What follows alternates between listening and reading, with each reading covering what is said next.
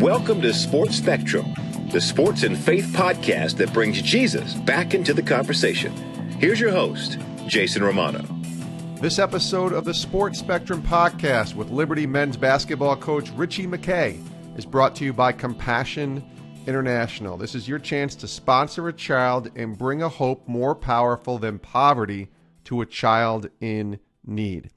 Through the great work being done by Compassion International, their local church, and the love of a sponsor, that's where you come in, 1.8 million children and their families no longer struggle alone for basic needs like food, education, healthcare, and basic help. They are encouraged, sometimes for the first time, to dream, to imagine, to learn, and to grow. And where there was hardship, now there is hope. That's the great work being done by Compassion International. And if you're feeling that tugging, that little nudge to want to do more to help, well, what better way to do it than to release a child from poverty through Compassion International? Here's the website, compassion.com/sports spectrum. One child at a time, more powerful than poverty.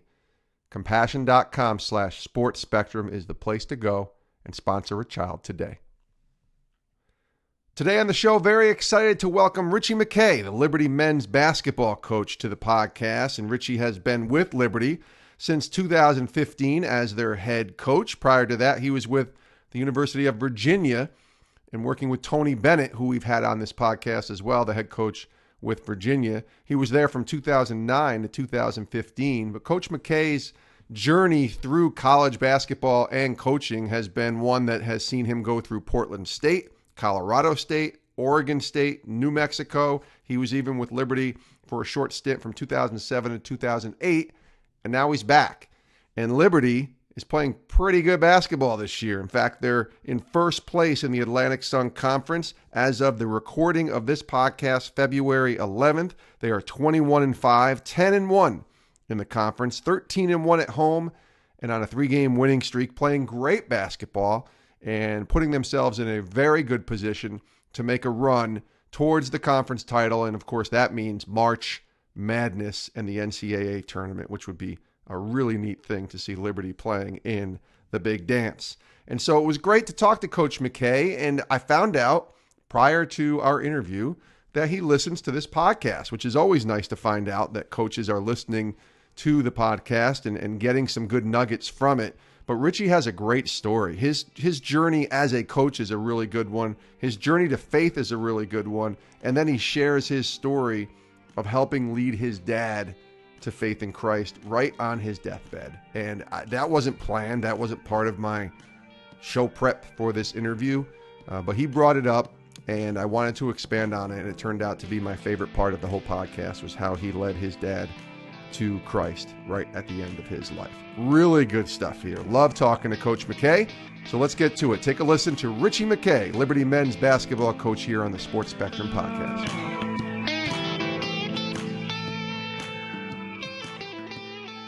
Coach, welcome to the show.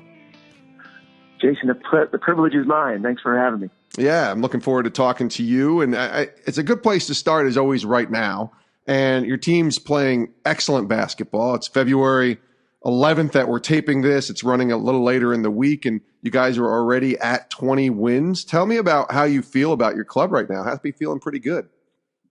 Yeah, whenever you have 20 wins, you kind of stamp it as a decent or a successful season. And sure, Jason, I get the privilege of doing life with a bunch of young men and some coaches that are just fabulous. I think Liberty attracts a really, really neat individual because of its university's mission and its commitment to it, but also the community that exists on our campus. And we've just been able to draw some guys that wanted to be a part of something bigger than themselves. And I'm not sure if we out talent many, but I do think that, our guys have really bought into playing for one another, and that's been neat to be a part of. I think if I were to describe us, we'd be like a body, and although the eye gets a lot of attention, that eyelash is really, really important to the sight and the ability to look through the lens. And I think we've just got a bunch of guys that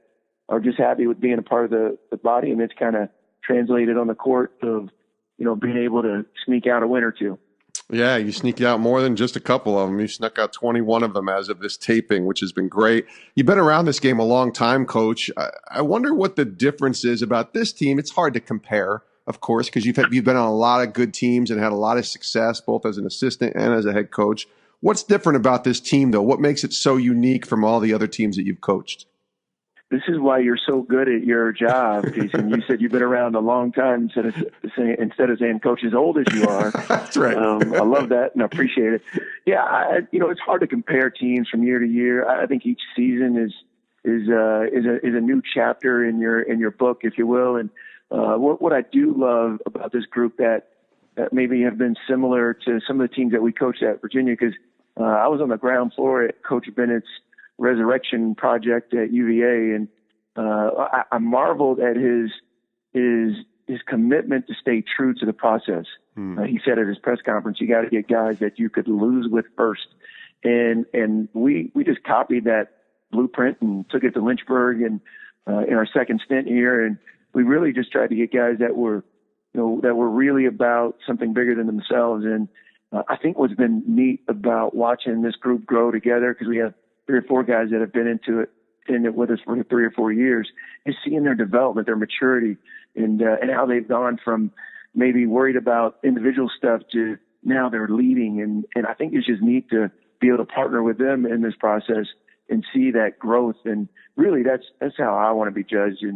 And I hope I share that with some of the men that have inspired me is to just pursue growth, just that maturation process that we want to own. I think it's been a privilege to watch our guys and be a part of that.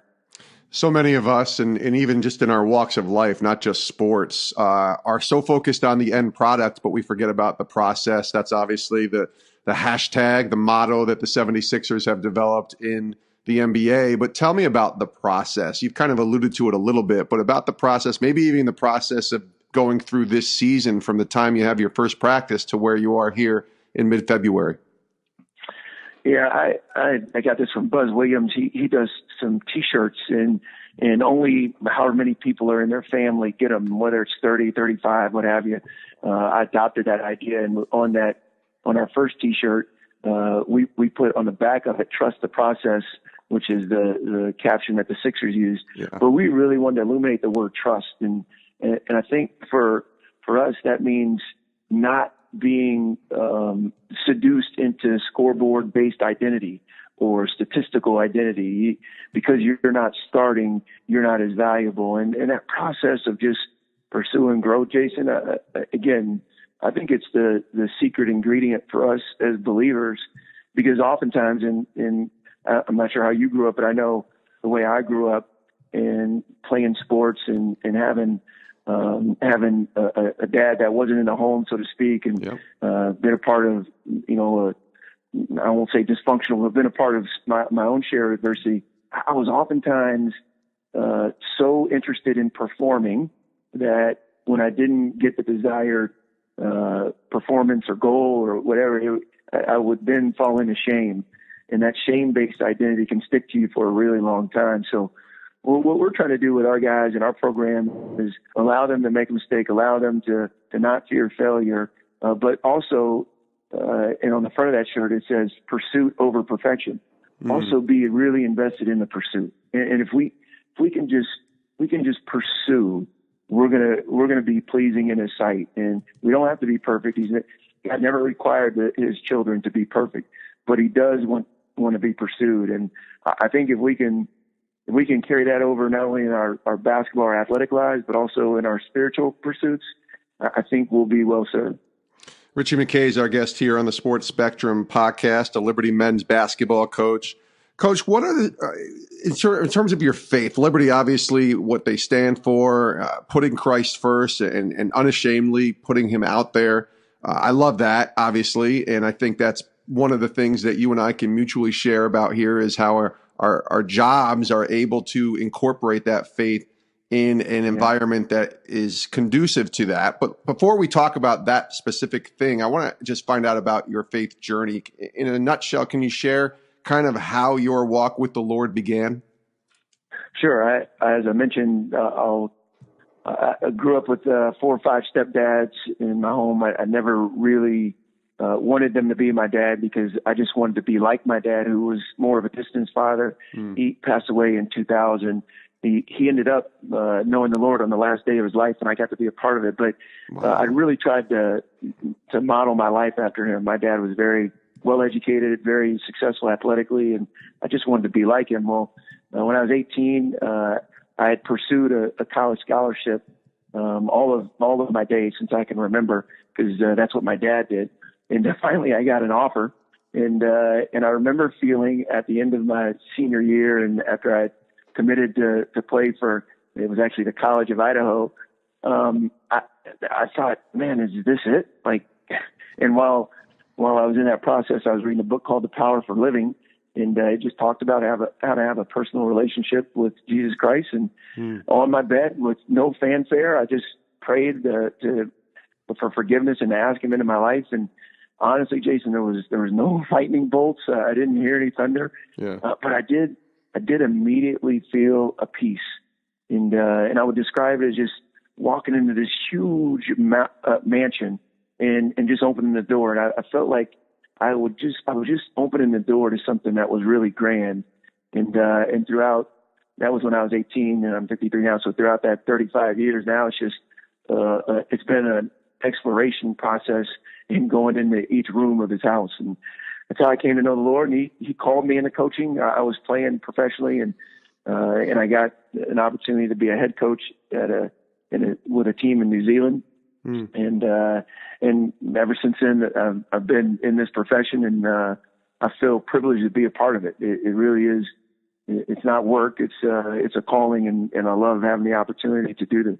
It's a great story. I wonder if you could share another story, because you alluded to it quickly, and obviously our time is limited. So if it's too long of a story, please speak up. But I know everybody listening is probably wondering about the story about your dad. You said he came to faith in Christ on the last day of his life. Can you expand on that, share about that a little bit? Yeah, so my father, Evans Joseph McKay, he worked himself out of a very impoverished situation, went to the University of New Mexico, which is where I wanted to go to school, ultimately ended up coaching there. Yeah. And he was just very successful professionally. My dad was a good man. He was so polite, so considerate, so generous, and everyone loved him. But he was always questioning the faith and a relationship with Jesus Christ. Well, when I got married, my dad had 3 boys, no girls, but he noticed how different my wife, Julie, was. And I think Julie really started to, just because of who she is and who her soul is, she started to really minister to my dad, and it softened his heart. Well, he told me that he had stage 4 cancer about 6 months before he passed away, and he hid it from me because he knew how it would affect me. We were very close, and you know, watching him go from a really healthy, athletic, energetic, enthusiastic individual to a shell of himself. He was just skin and bones when he passed. But watching him go through that was really, really hard. And I got a call from his best friend and said, "Hey, you probably need to get here." And I was on the road recruiting, and I really can't tell you how I got there. I don't remember anything about the flight. All I remember is walking into my dad's house in Redondo Beach, California, and seeing the look on my dad's best friend's wife's face. She was there too. And that was a look of death.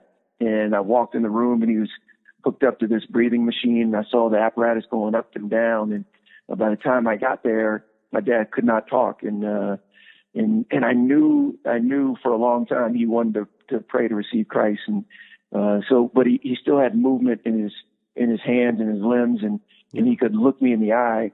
And I just asked him, "Dad, do you want to know Jesus now?" And he looked at me, and I said, if you do, just blink or squeeze my hand. And he did both. Wow. And that was the process of him knowing Jesus before he passed away. He passed away the next morning. And I think his soul was just at rest. So that was the story. That's so powerful. I think so many of us have relatives, including myself with my own dad, who aren't walking with the Lord yet, who are, my dad's still alive, but just hoping and praying someday that kind of comes to fruition, and it might even just be the last day, like it did with your dad, Coach. That's a really great story.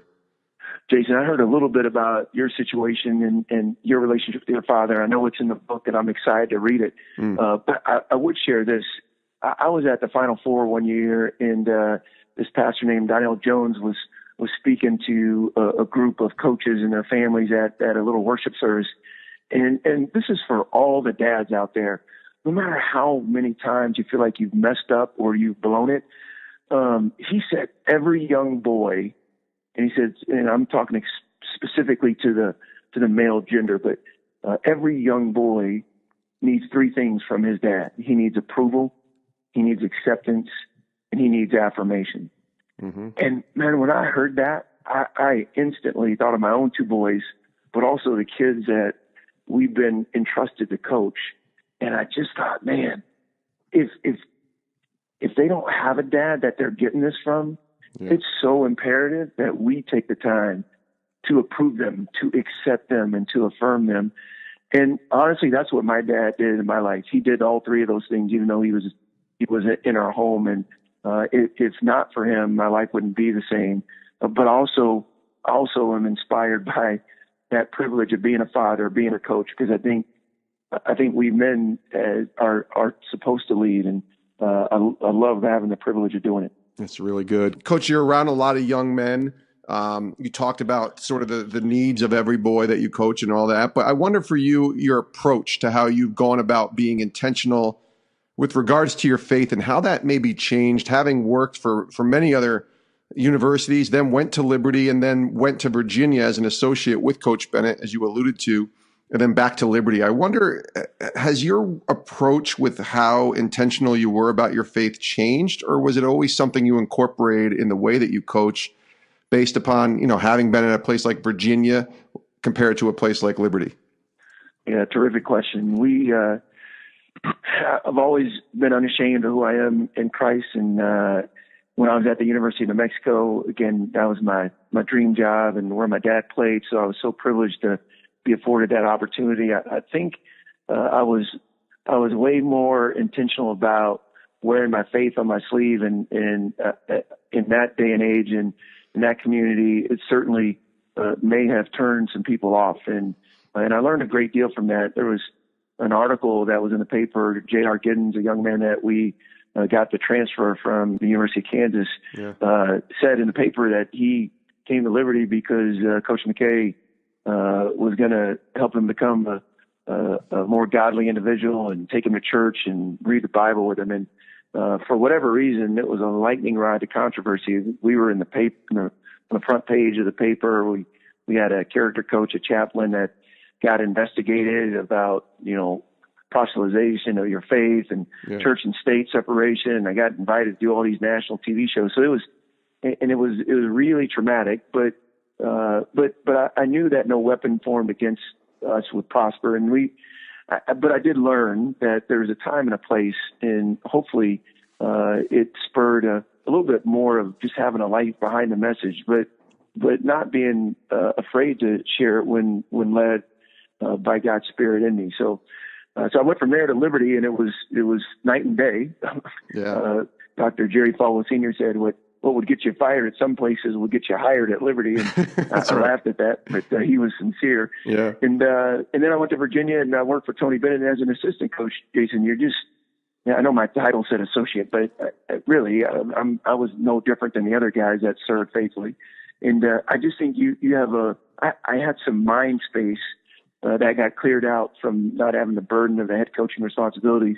And I just kind of recommitted and was reinvigorated by just having the individual relationships with guys. And that really blessed me, because I became much more transformational. I learned a lot about myself. And then I had a phenomenal example in Tony Bennett. Even though he was younger than me, or is younger than me, that guy is just, however much acclaim he receives for being the kind of coach he is, and he's a phenomenal X&O basketball coach. He is a tremendous man, and I think part of the reason he's that is because his wife Laurel and his dad Dick and Ann Bennett, Tony's parents, are two of the neatest people that I've ever met, and he served as a mentor from a long distance for me, and having a chance to get to work with his son really helped me grow in my faith. And I watched Tony, how calculative he was of taking the opportunities to share when he felt like it was appropriate, and how sometimes he just had a light behind the message. So, but being back at Liberty, as you well know, there's such a freedom in it, and I just think we get afforded a neat opportunity, and God's allowed me to be at this place under some phenomenal leadership that I think I can be who I am and take advantage of opportunities when they present. And then, of course, with having success on the court in the way that they are, that allows the platform to increase and allows you to be able to share that light to others. Coach, this has been great. Thank you so much for joining us. My last question for you is one, if you've heard our podcast, as you told me beforehand, so you may know where I'm going here, but what are you learning from the Lord right now? You can consistently be fed in him every single day, but he's got you in a season right now where you are. What's he teaching you? What are you learning from God? Yeah, I've heard that question answered a few times on your podcast because I'm a fan of it. And I would just say I'm in the season, Jeremy Affelt, that the Giants pitcher that you've had on before. Yes. I have the privilege of being in this cohort with him, this True Face ministry that is fabulous. Well, part of the pillars of the foundation of some of their ministry's teaching is the importance of first trusting God. And it's really easy to say. Like it really is. But yeah. I think the true measure of that is maybe when you're going through a tough time or you want to be self-sufficient or you don't get what you want. I heard it said one time that three things usually jam us up: our sin, other people's sin against us, and unmet expectation. And can we really trust God in those moments? So I think for me, I'm just learning, no matter what the circumstance, can I really live out of what his word says about me? Because he does say, I'll never leave you or forsake you. And it does say in Hebrews 11:6, without faith, without trust, it's impossible to please him. So yeah. I'm trying to live out of that. And when I do it a lot better when I'm trusting others with my life and seeing and inspired by the way they're living. So I think that would be it for me, Jason. But man, thank you for having me on. It's a privilege. I love what you do. And I hope Sports Spectrum gets in every home or every office or every car or every phone throughout the world, because I really appreciate the impact that you're making on the kingdom. Yeah, Coach, I appreciate that, and we really do thank you for your time. I know it's very generous of you, and we wish you nothing but the best. Hopefully we're watching you in March and even further. So thanks again, Coach. Thank you. Many thanks to Ritchie McKay, the Liberty men's basketball coach, for joining us here on the Sports Spectrum podcast. Ritchie's not on Twitter from what I can see, but the Liberty men's basketball program is, so we'll give them a shout out at Liberty MBB, at Liberty MBB. Good place to follow them on Twitter and keep tabs on this team that has a very good shot at going far in the Atlantic Sun Conference tournament and making it to the big dance, March Madness. It's almost that time of year again. College basketball taking center stage in the sports world. Many thanks to Ritchie McKay for being a part of this podcast. Love talking to him. What a great story.